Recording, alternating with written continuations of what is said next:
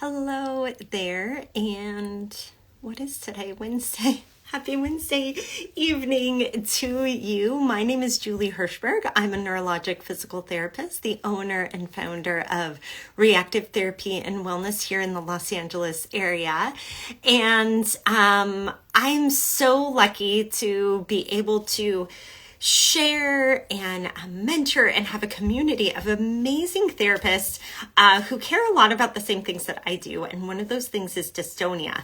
Last week, we had our dystonia mini course. We hosted it, Chelsea Richardson and I want to say it's about our best mini course we've ever had. We got so much in 2 hours. It was just so fun and so many great questions. And then we had some follow-up questions from people that emailed us. So I wanted to hit on those today.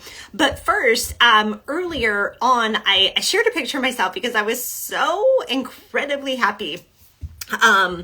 One of the things and this is a dystonia story, so hang tight with me. I was just smiling ear to ear because I just got off the phone with one of the neurologists, movement disorder neurologists that we collaborate with a lot. His name is Dr. Alan Wu. He's at Northwestern, and he does have a specialty with dystonia. He works with some of our clients, and I have a client with cervical dystonia that literally does not look like they have dystonia anymore. So virtually dystonia free, fully back to life, no pain, it really can do everything that they did before. And honestly, even started ramping up their exercise and activity from more than what they were prior to dystonia. So such a great outcome, and has been working with Dr. Alan Wu for Botox injections. And one of the things I love to do is chat and say, okay, I'm seeing her now. It's 1 week before Botox, which is when it's typically wearing off. She's doing fantastic, actually looks better than I've ever seen her. It means the Botox working, but also like she may be able to extend her time before getting the next Botox. Now, we're not there yet. We're going to continue course because she's doing so great. But I love that collaboration and back and forth with a neurologist and be able to spend that extra time and just go, you know, where are you injecting? What are you thinking? Here's what I'm seeing. Here's what I'm feeling. If you are going to inject more, how about the levator scapula and so on. And it just thrills me to have such a great outcome for this person too. So we shared a lot of those stories in our dystonia mini course, and then got a lot of questions. So I want to start here. I've got the questions here. Jenny, great therapist who asked a lot of great questions, had some very specific things. I'm going to start at the end, which is about sensory tricks. And people had questions about this. And in idiopathic dystonia, it's part of the definition is that the person might have a sensory trick. And a sensory trick is basically a sensory-based cue that the person can use to decrease the abnormal firing of a muscle. So Jenny asked, how the specific question was, how do you explain sensory tricks to someone who might not have sensory tricks? So here's the thing, not everybody has sensory tricks. So it's helpful to look and see if sensory cues can be helpful for somebody, but they're not for everybody. And particularly with a functional dystonia, I don't find that sensory tricks are very helpful. So that's one thing. She asked, do you have a list or other examples or other resources? So there is no list, but I'm going to give you a lot of examples and maybe more of kind of a way to think about exploring these with people. So I think of them in terms of different body parts for sure, because cervical dystonia, most common form of dystonia, a lot of sensory tricks that are not necessarily on the muscle that is involved. So I think that's really important. I kind of think of just like any great physical therapist, I think biomechanically what's kind of surrounding and supporting. So when the person's having cervical dystonia affecting their neck muscles, I might think about the jaw, the lips, the tongue, the eyes around the face, the chin, the head, and you could like literally work your way down. So I want to give you some examples in the head. So compression is one arm over the head, hands above the head down between the legs. All really good positional and arm related ones. A really nice one too, we think kind of away from the neck, also the shoulder positions, a supported shoulder position of the shoulders across the body, away from the body. I mean, really you could go in any direction from a shoulder standpoint. Let's talk about kind of around the forehead. Sometimes weight on the forehead or pressure on the forehead will stop we might even use a TheraBand on one part of the forehead or a very slight isometric. We might try pressure around the eyes. That could be helpful. Maybe even a skin stretch. I know Chelsea talked about this, especially in oral facial dystonia. Skin stretch can be helpful, but it might also help cervical dystonia. We find a lot of people that just a little touch on their chin in either direction or on their nose, chewing gum.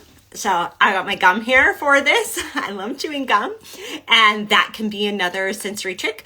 Even for cervical dystonia, it also could be for oral facial, but it could help with cervical dystonia. Chewing on a toothpick is another sensory trick.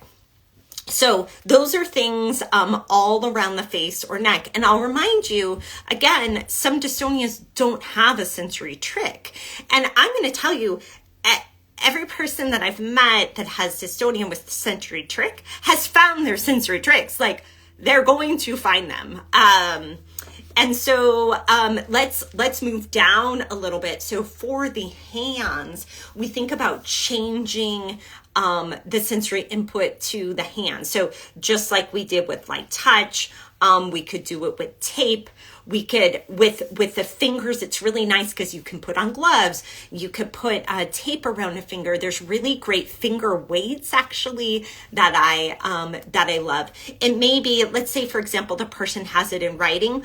It's placing a gentle pressure on their wrist or a gentle pressure on their shoulder. Now, I'll tell you too, Jenny, who asked this question, such a good question.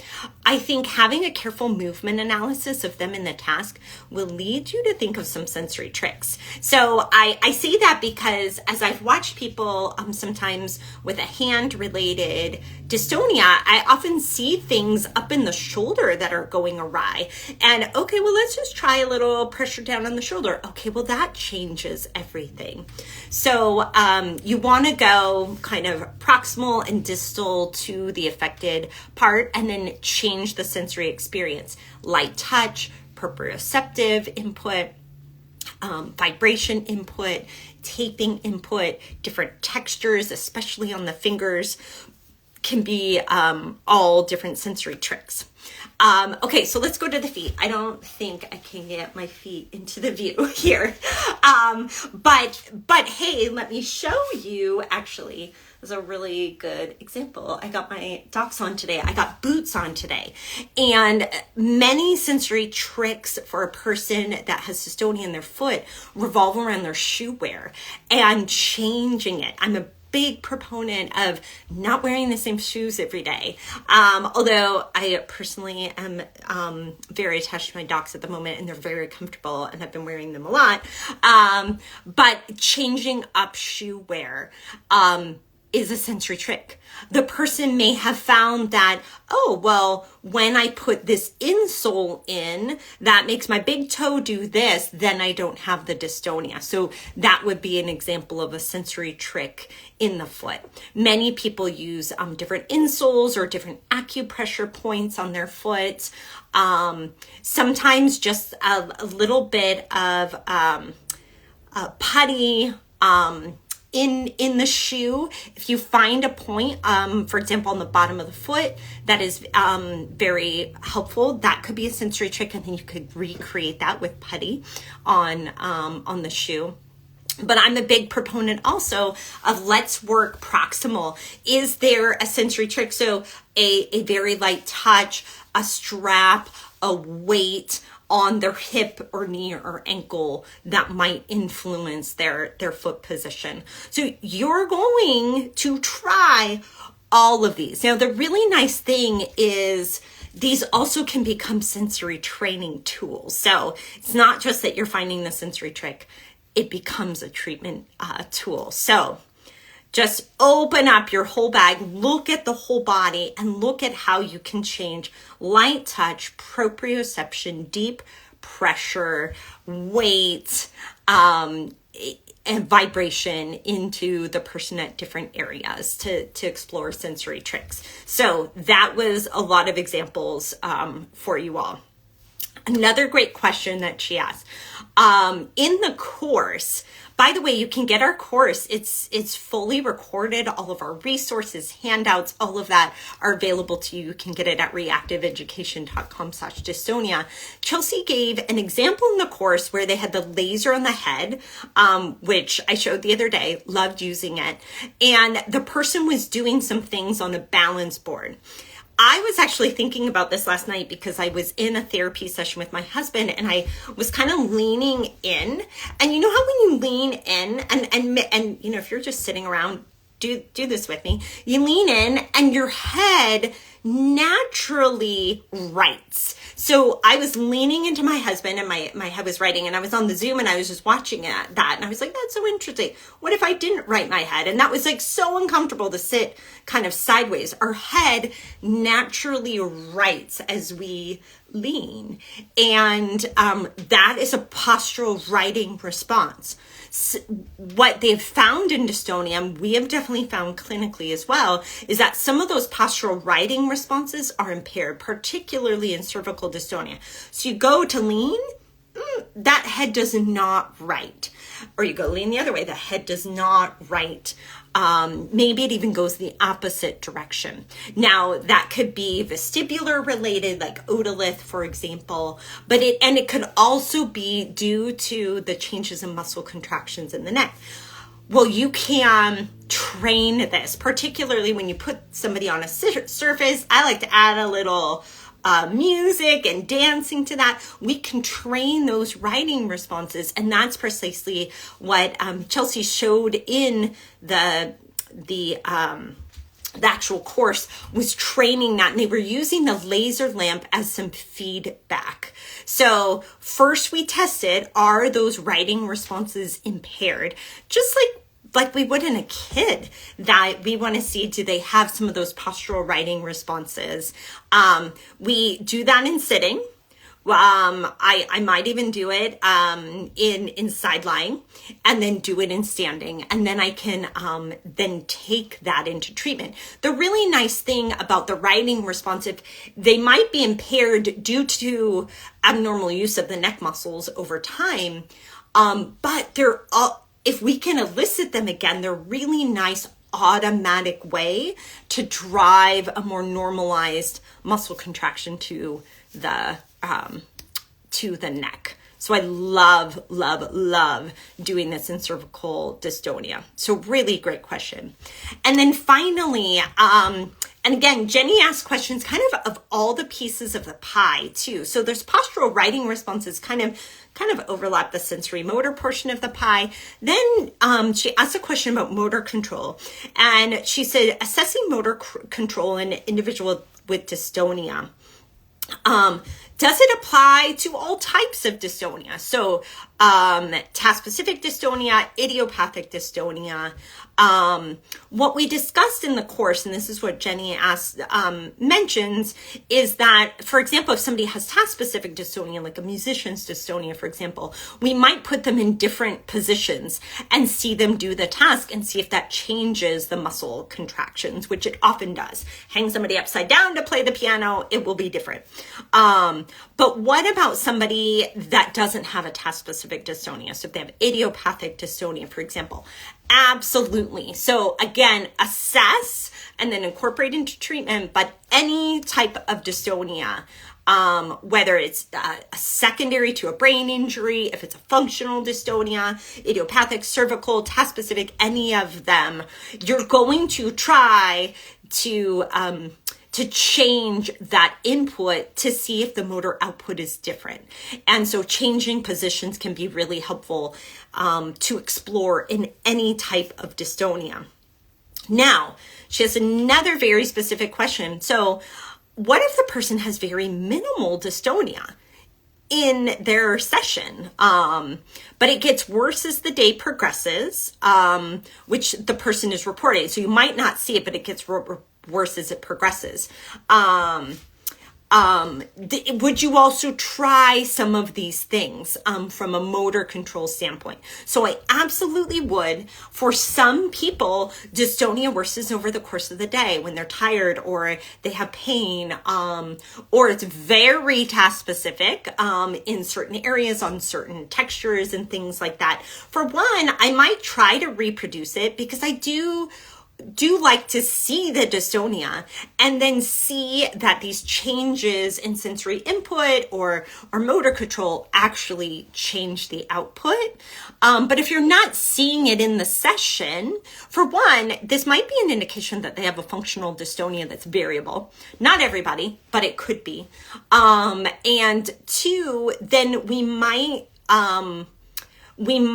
try different things, and this is where I might use the surface EMG. Maybe you're not seeing the dystonia, but maybe you could pick up some changes in muscular activity, and then ask the person to implement some of those things when they do have the dystonia at home. So for example, they're not having it in therapy, but then they go home and they're having more cervical dystonia. Well, then could you try quadruped? Could you try a head down position and see if that improves when they're at home? I'd ask them to take video and send it to me too, so we could work on that together. The other thing I was going to say to that is I would strongly consider an autonomic input. So again, thinking of the whole pie, we talk sensory motor, those are huge in dystonia, but autonomic for sure, particularly if a person's having a variable presentation, it's changing throughout the day. Maybe there's also an autonomic component that could be contributing to the dystonia. So awesome questions. I thank you so much, Jenny, for sending these questions my way. I'm going to send you this video. And the thing is, we got to chat about, these are common questions that people ask, and we got to share them with everybody. So I just want to thank you so much for sending me these great questions. And thank you to this community for your interest in some of these disorders. I'm just so grateful to you. And again, our course is now available, recorded. It is reactiveeducation.com/dystonia. And you can catch that recorded course and all these great resources. And I will send out the video, the articles we talk about every week to you as well. And those are on our newsletter. You can join our newsletter at reactiveeducation.com as well. So thanks so much for being here. You can hear my dog back there. It's time to end. I will catch you soon. Thanks so much and have a good night.